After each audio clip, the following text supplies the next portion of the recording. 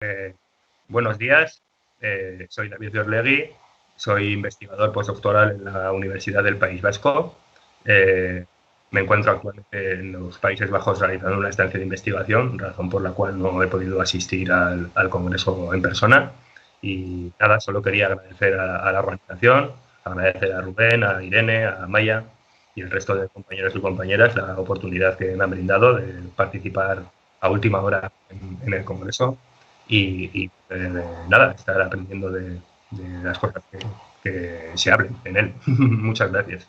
Sin más dilación, pues voy a hablar un poco del trabajo que he presentado, que lleva por título, como pueden ver en sus pantallas, Una persona, un puesto de trabajo, clase, género y feminismo en las luchas obreras de la desindustrialización vizcaína. Durante el periodo, bueno, álgido, diríamos, de esa desindustrialización, ¿no? Que comprendería los años 77 con los inicios, que vendrían a coincidir un poco con el proceso de transicional, etcétera, hasta el 94, aunque bueno, conviene decir también pues, que es un proceso, el de la desindustrialización, que todavía pues, sigue afectando en el área, ¿no? Y se siguen cerrando empresas. Pero bueno, he cogido este periodo, diríamos que es el más representativo de lo que venimos aquí a estudiar, ¿no? Que es las oleadas desindustrializadoras. A ver si me va el PowerPoint, porque le estoy dando y no me corre. Vale. Igual era mi ordenador, perdón, es que como no me veo. Bueno, pues el contexto, sobre todo para aquellas personas que igual hayan venido de fuera o no conozcan, bueno, no tienen por qué conocer, ¿no? Pues es el de la margen izquierda, ¿no? Próxima a la ciudad de Bilbao, un territorio, pues, de los más densamente industrializados en toda España y en el cual, pues, bueno, esa industrialización además venía ya desde finales del siglo XIX y digamos que las fábricas pues eran verdaderos iconos o emblemas de la comarca, ¿no? Elementos completamente integrados en su paisaje y que determinaban también en buena medida pues el paisaje humano y social en el territorio, ¿no?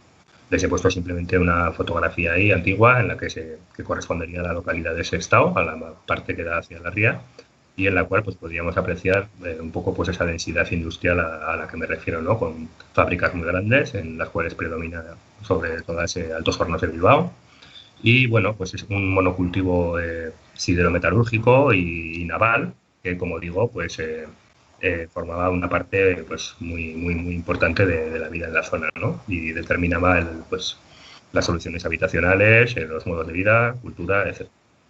Y bueno, pues aquí había elegido otra fotografía de la misma localidad, de la cual pues se puede apreciar el esqueleto de la que fue una de las mayores fábricas, que era Babcock el Wilcox, ¿no? Ya completamente, pues bueno, con una desindustrialización avanzada en la cual pues esas fábricas también han sido objeto de un expolio de materiales, etcétera, ¿no? Pueden ver unas pintadas también a la izquierda, ¿no? Pues como, bueno, esa memoria, ¿no? Que venimos aquí a estudiar en este congreso y que forma una parte pues consustancial a lo que ha sido pues bueno, la memoria de los últimos 30 o 40 años en la zona, ¿no? Es muy difícil encontrar memorias que no refieran o tangencialmente o directamente a este proceso que, como digo, pues fue muy intenso en la zona. Bueno, una vez contextualizado ya y volviendo al caso que nos ocupa, pues digamos que está analizado a partir de una serie de fuentes 6 historias de vida con 6 mujeres realizadas en 2009 y depositadas en el Archivo de la Memoria, en AOA. Y luego también una serie de fuentes escritas, que son la ponencia de profesión y sus labores, que se presentó en las segundas jornadas feministas de Euskadi en 1984, y un texto redactado por 9 mujeres, entre ellas 4 de las mujeres entrevistadas, que fue redactado en octubre de 2009 y publicado muy recientemente en una revista local de Baracaldo, de la localidad de Baracaldo, vecina a Sestao y también una de las más densamente industrializadas. Bueno, creo que la muestra merece un comentario, ¿no? Porque es una muestra, podríamos decir, atípica. Y de ahí que lo haya llamado Mujeres en un mundo de hombres, ¿no? Porque, en primer lugar, estas mujeres eran trabajadoras de grandes fábricas, como pueden ser la General Electric, Babcock, Wilcox o Naval, que estaban muy mayoritariamente en sus plantillas pues, constituidas por hombres, siendo las mujeres relegadas pues, a puestos normalmente de oficinas, limpiezas o comedores, etc. La profesión inicial de todas estas mujeres fue de oficinistas, o sea, entraron a trabajar en distintas labores administrativas en las oficinas de la fábrica Y en los años 90, como veremos, en un proceso que creo que tiene un cierto interés para el análisis, pues algunas de ellas fueron trasladadas al taller para realizar trabajos manuales. Todas ellas acumularon experiencia como sindicalistas relevantes durante los años 70, lo que también no deja de ser un tanto excepcional, sobre todo si tenemos en cuenta pues, que el mundo sindical, y más en concreto el de los líderes sindicales, pues también fue un mundo muy masculinizado. La mayor parte de ellas guardaron una relación, digamos, de militancia en distintas formaciones de la izquierda radical, fundamentalmente el movimiento comunista y el mundo trotskista, que fueron en la zona muy relevantes hasta el punto de llegar a disputar al Partido Comunista la hegemonía dentro de las comisiones obreras a mediados de los 70. Y también la mayor parte de ellas, en un momento u otro de sus vidas, guardaron una vinculación con el movimiento feminista, en este caso representado por la Asamblea de Mujeres de Vizcaya. En el año 1977, y un poco, pues bueno, en ese momento de efervescencia organizativa que caracteriza ese periodo, ¿no? Pues conforman un grupo de mujeres de fábrica, de mujeres trabajadoras de fábricas, y comienzan a desarrollar una actividad que se extenderá durante casi 2 décadas. Y por tanto, pues bueno, creo que podríamos definirlas como un grupo relativamente, pues bueno, minoritario, teniendo en cuenta ya todos esos condicionantes que he dicho de lo masculinizado que era el mundo sindical y obrero en la zona, pero muy activo, muy cohesionado internamente y relativamente influyente, en parte pues por un cierto prestigio que habían ido acumulando durante los años 60 y 70 como dinamizadoras de las luchas sindicales y obreras en sus empresas. Bueno, hablando con ellas, ¿no? Pues ya en el plano de las entrevistas, pues todas ellas recordaban como un momento pues muy...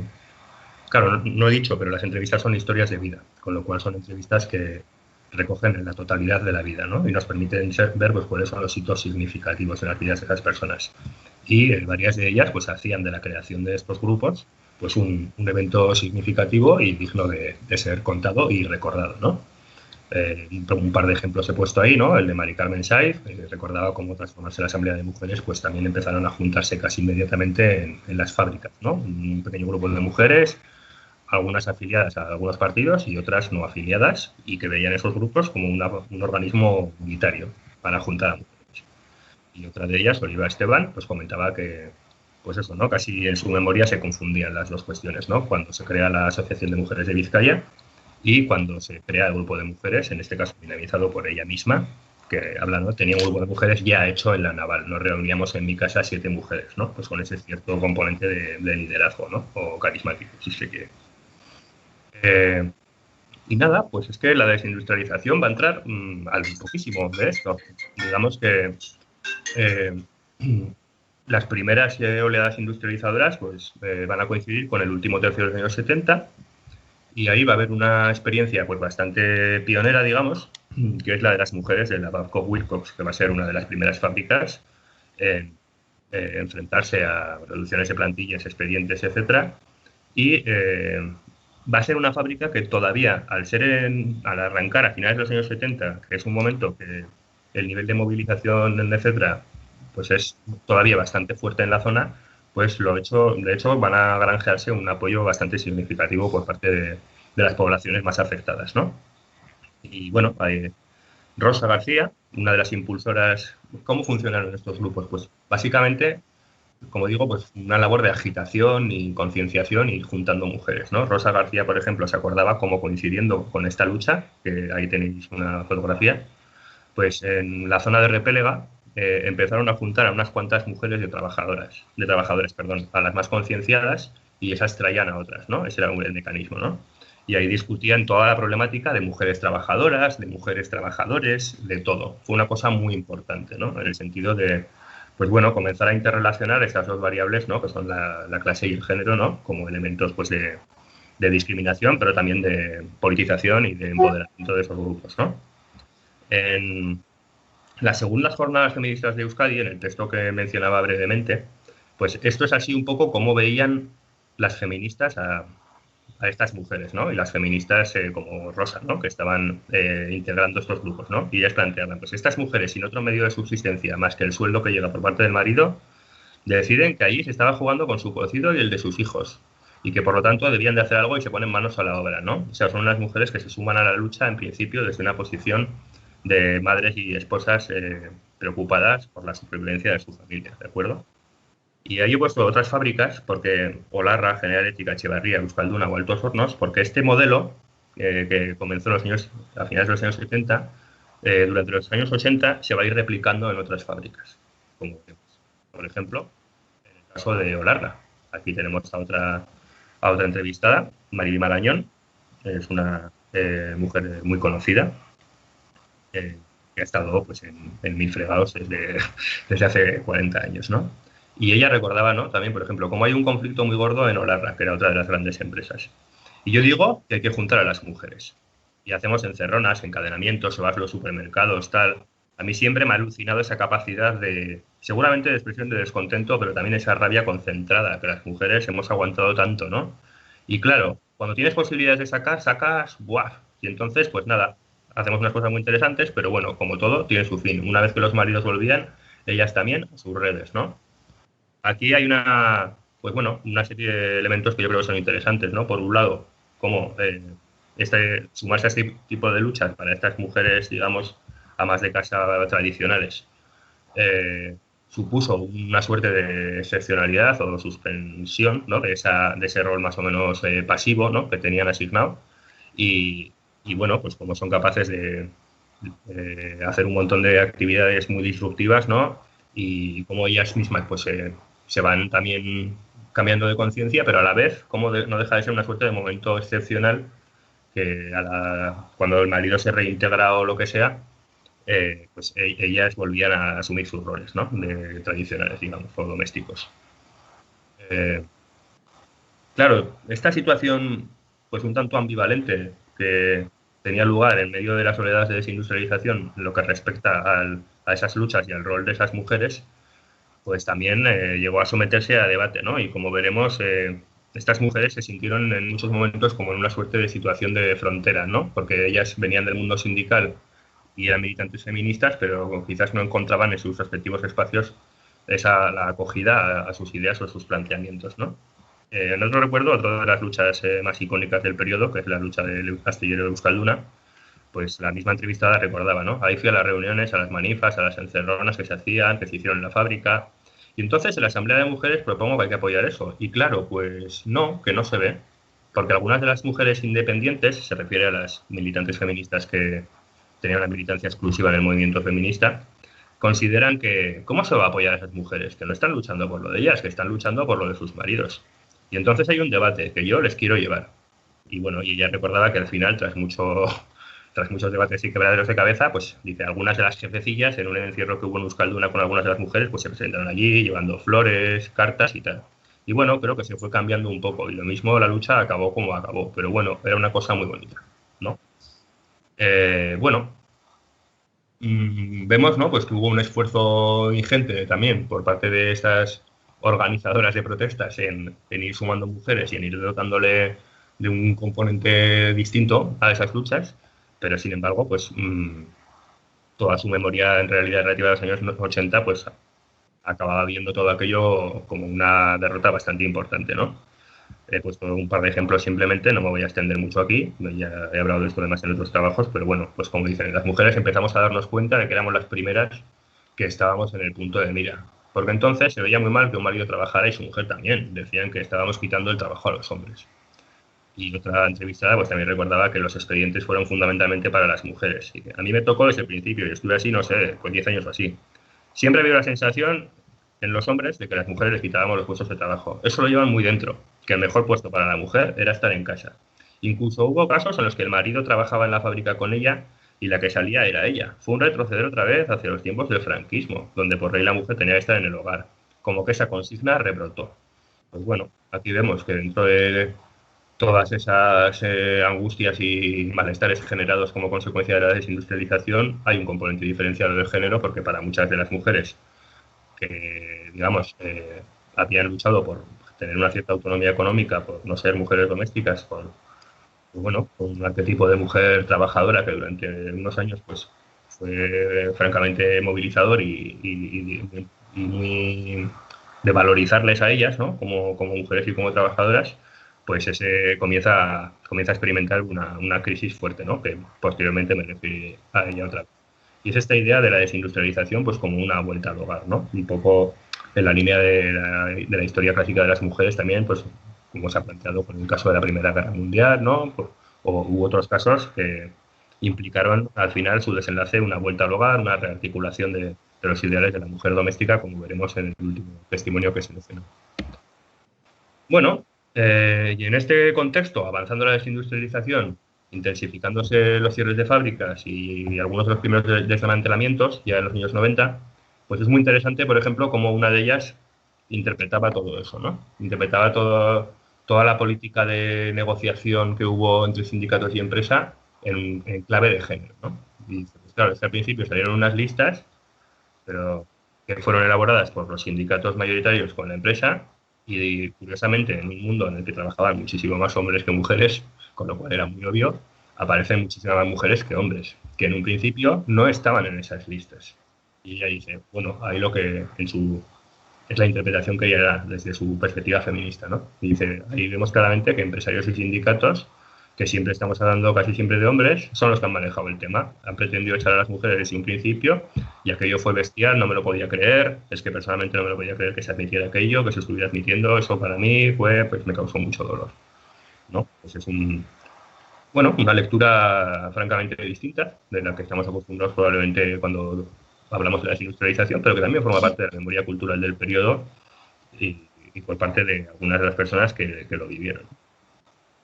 Y bueno, pues en este contexto, como digo, muy adverso, pues no solo había una incomprensión del movimiento feminista, sino que hubo mucha incomprensión por parte del mundo sindical.